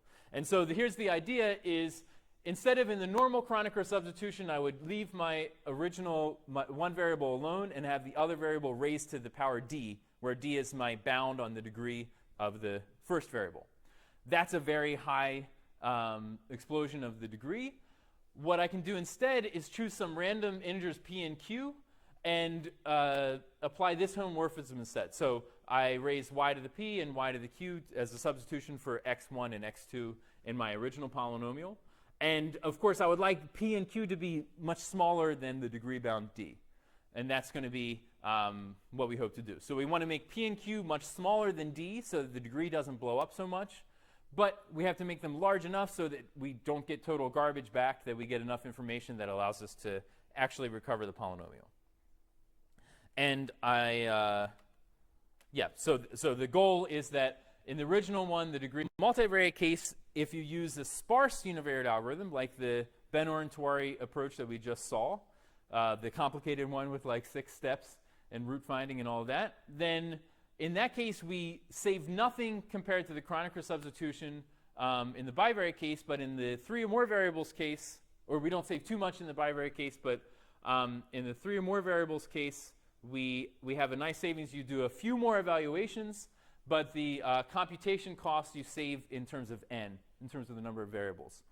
Because the intuitive way of thinking about why that happens is that in the normal Kronecker substitution, your degree blows up, which means that the log of d, which affects the complexity of that Ben-Oren-Tawari based algorithm, that ends up coming down to crush you there a little bit. Okay, and this is the statement of the theorem for the multivariate case. We notice that we don't get a square root of t kind of thing. This is in terms of how big do these SIs have to be in order to get good probability of non-collision.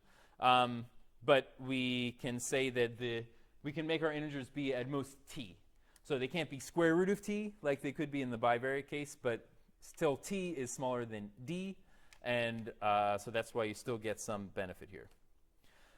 So a summary of these two randomized multivariate algorithms is that we have Zippel's algorithm and we have randomized Kronecker substitution, and they're both about reducing multivariate to univariate sparse interpolations, and they're both Monte Carlo, so they can fail horribly and you would never know, but you can check it by doing some more evaluations if you like.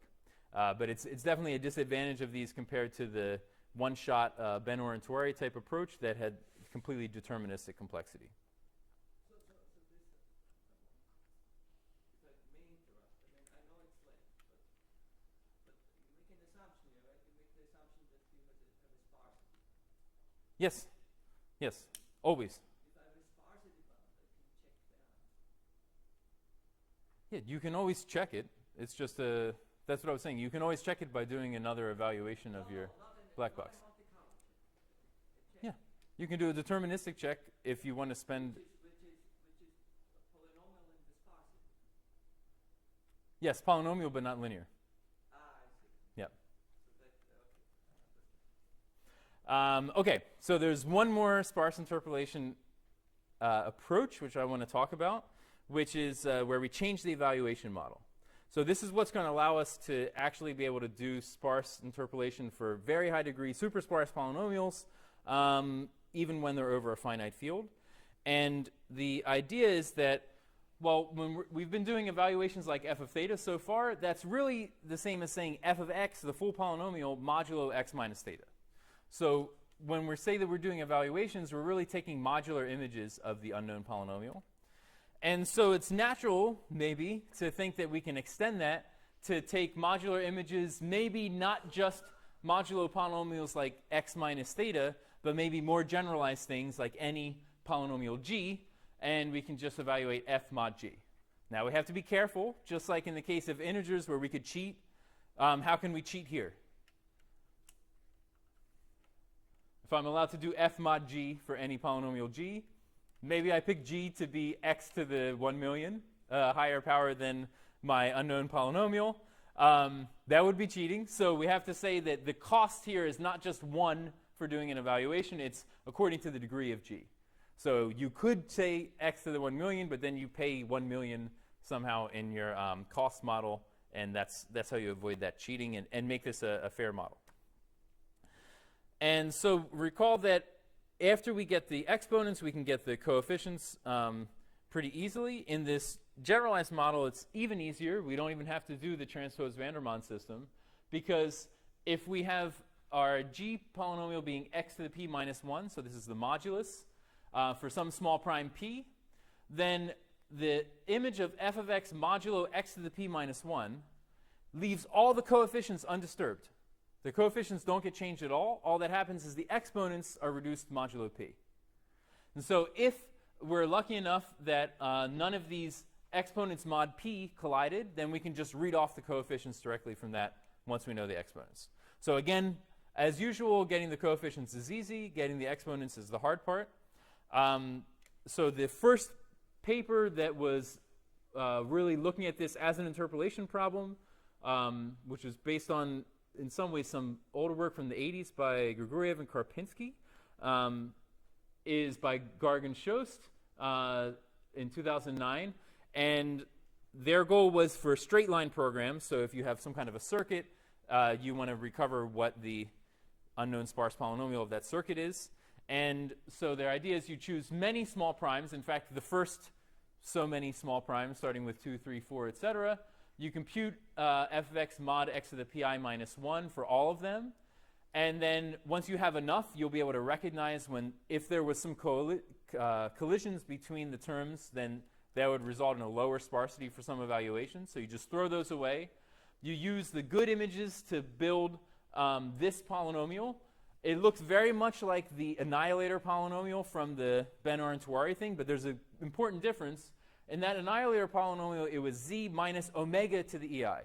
So the roots of that annihilator were omega to the powers of the exponents. So that meant that the polynomial had its coefficients in the same domain as the original thing. This one is not. This one has coefficients over the integers, actually. The roots are the actual exponents themselves.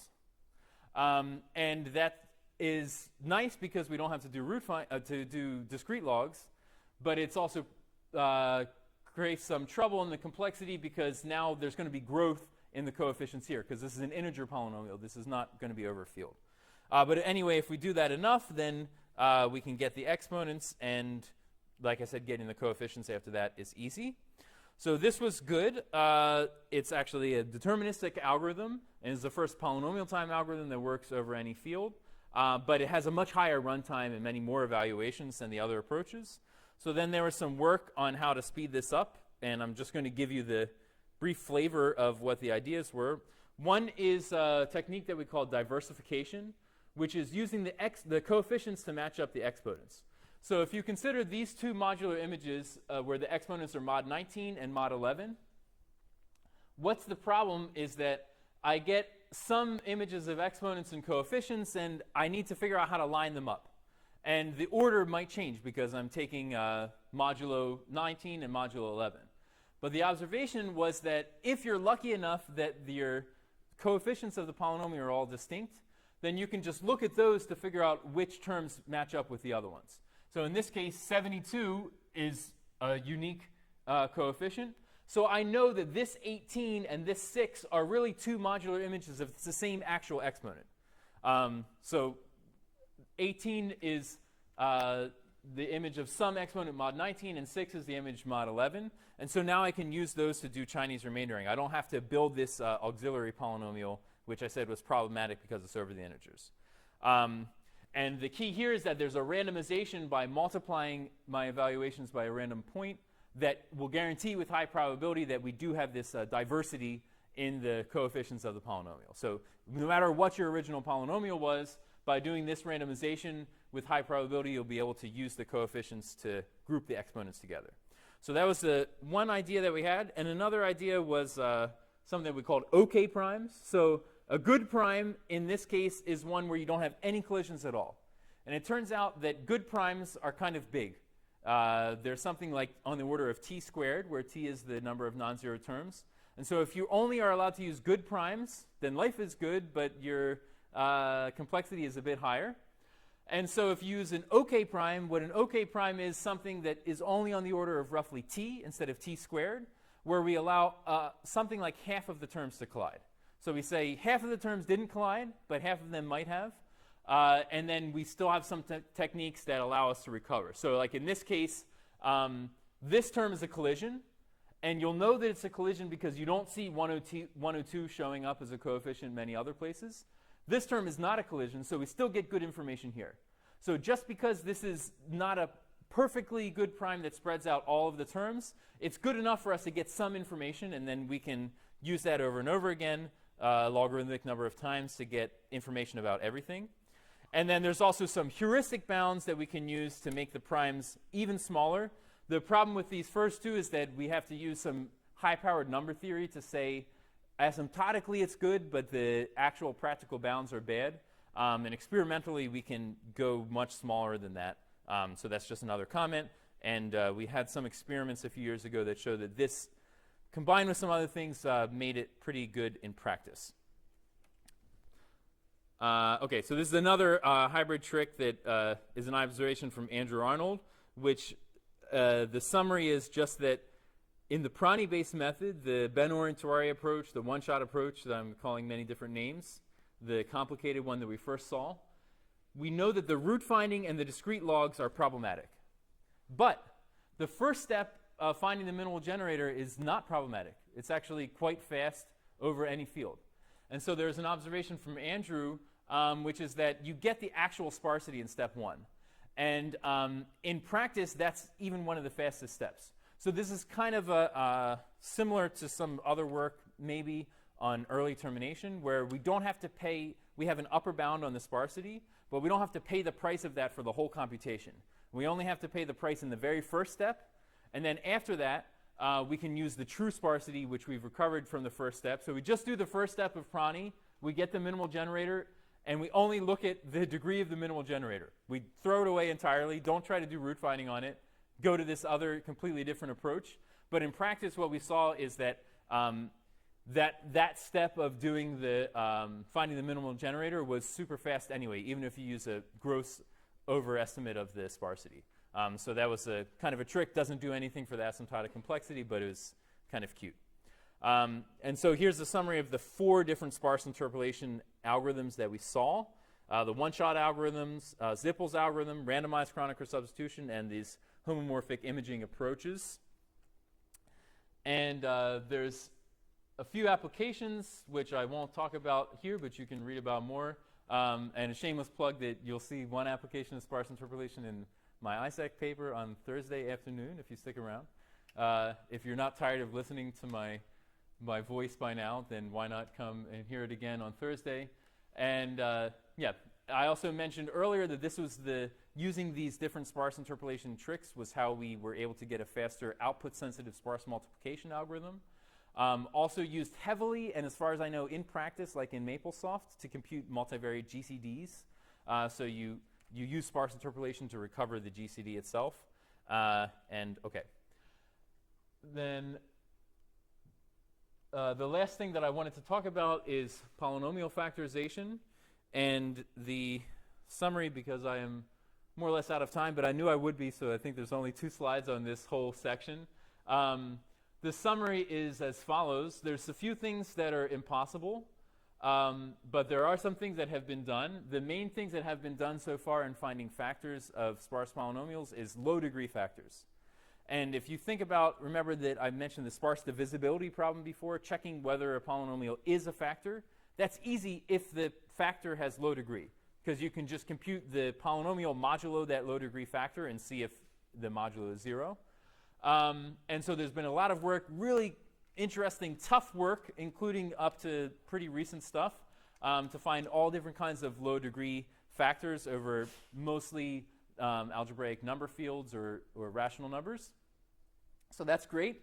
But I want to also just mention that I think it's a general open problem that's very interesting to find sparse factors of sparse polynomials. I would like to solve this problem myself, and haven't made much progress, and I hope that someone else will. So my official open problem is, given a polynomial in a bound S, find some S sparse factor of the polynomial. So the very, you don't need the summary, but I want to show you this picture, which is of where I spent the last year in Grenoble. So I also wanted to say I did the work for this tutorial while I was visiting the University of Grenoble, very generously hosted. It's a beautiful place. And so thank you for your time, and you can look at this picture of the city and the mountains while you ask me a few questions.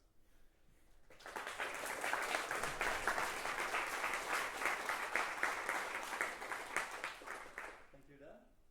Are there any questions? Very open problem. So it is NP hard to determine whether a sparse polynomial has a group modulo P. So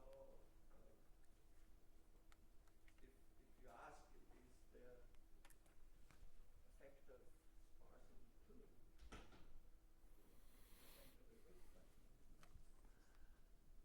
Yeah, so you may need to exclude cyclotomic. It seems that the NP hardness, at least so far, is all wrapped up in cyclotomic polynomials. And so it's been an interesting approach of trying to say, if we just exclude cyclotomics from the question, what can you do in that case? And I think that's an interesting problem by itself. Yeah, I'm not sure about the... That's not true. You can tell whether a cyclotomic polynomial has a group of P.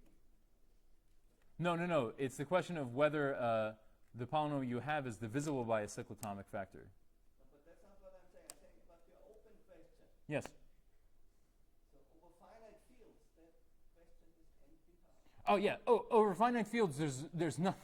You're screwed. No, I mean, I'm talking about for factorization. Let's first try to deal with over the rationals or the integers or number fields. That's been where almost all the results so far have been. Yeah. No, I don't have much hope for finite fields. Let's try to do that first.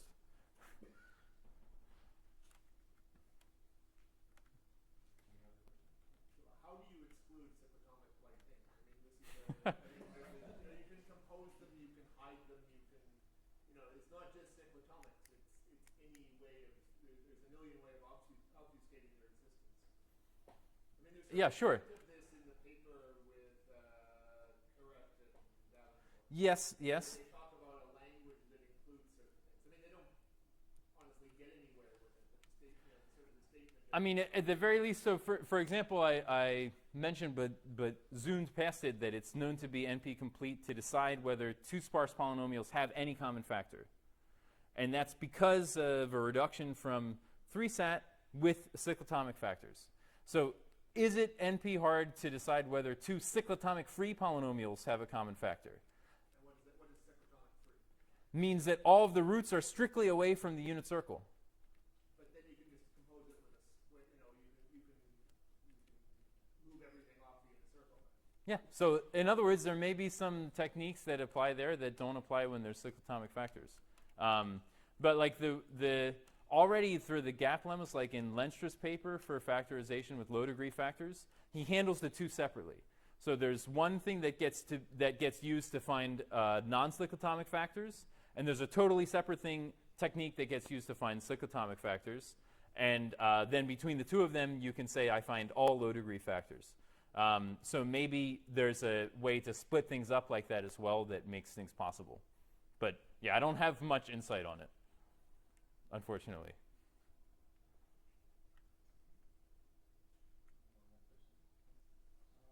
I don't know if this question is relevant since I'm not expert on this. In the random chronicle algorithm to take any variable into one, so you said there are two problems. One of them is when there is collision, and then the other one is when you have one is local, but you cannot identify factor. Yes, exactly. Now, isn't that kind of like a hashing algorithm? Yes, yes. Yeah, and in fact, there's some relationship to work that's been done in that community. Remember where the collision comes from which point. Okay, yeah, so that would be a good idea, but and this can be something that's deceiving in these pictures, is that we don't have the original polynomial. So there's nothing to remember. We're doing interpolation, so the question was essentially, can we just remember where it came from in the non-uniqueness problem, but we can't. But we do get around that problem by essentially taking multiple hashes and using a linear algebra to recover. Yeah. Yeah, it's easy to forget that we don't actually have the original thing to go back to. That's the point. So what kind of hashing idea can you use? Yeah, so far we're very limited in the kind of hashing that we do. It's essentially mod p. And there can be much more effective kind of hashes by taking mod and mod again or some other things like that. And the problem is that then they're not always homomorphic with the other properties of polynomials that we like. But I think that there's probably some opportunity for more improvement there by maybe looking and understanding better some techniques from the hashing community and seeing if some of the more sophisticated, essentially what we're doing is just using very primitive hashing that preserves some of the algebraic structure that we want. But maybe we can use better sophisticated hashes that I don't know about yet. That's a good point.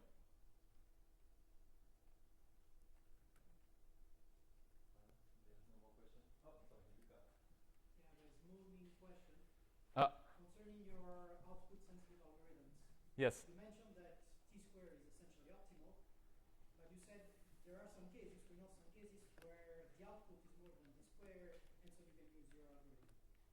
Do you know of any example where t squared is not optimal and there is no ad hoc algorithm that is better than yours? Yes, good question. So the question is about what things actually show up in practice in a way. It's hard for me to answer that question because most of the things that I'm thinking of, even the other papers that have been published on sparse multiplication, are really generating their own benchmarks. So I can say some of the benchmarks problems that are used by like Mike Monaghan and Roman Pierce are like that, where they have lots of collisions, but there's no other ad hoc approaches that are effective. And so what trick do they use to make these collisions? It's just about reducing the degree. So it's just about saying there's only this much space where your terms can go, and you will get a lot of collisions because of that. Yeah, there's also some special cases like, actually I had some previous work on this, like if you assume that most of your exponents are spread evenly in an arithmetic progression or something like that, then that's a special case that you can actually handle separately and more efficiently. That's like this ad hoc thing. But even then, that's if you combine some of those ad hoc things where either ad hoc approach, you're not sure which one you would take. The nice thing about this output sensitive one is that you don't have to know. It's at least as good in theory as those ad hoc approaches, but for some problems, which to be fair may or may not actually appear in practice, but for a large class of problems, it will be better.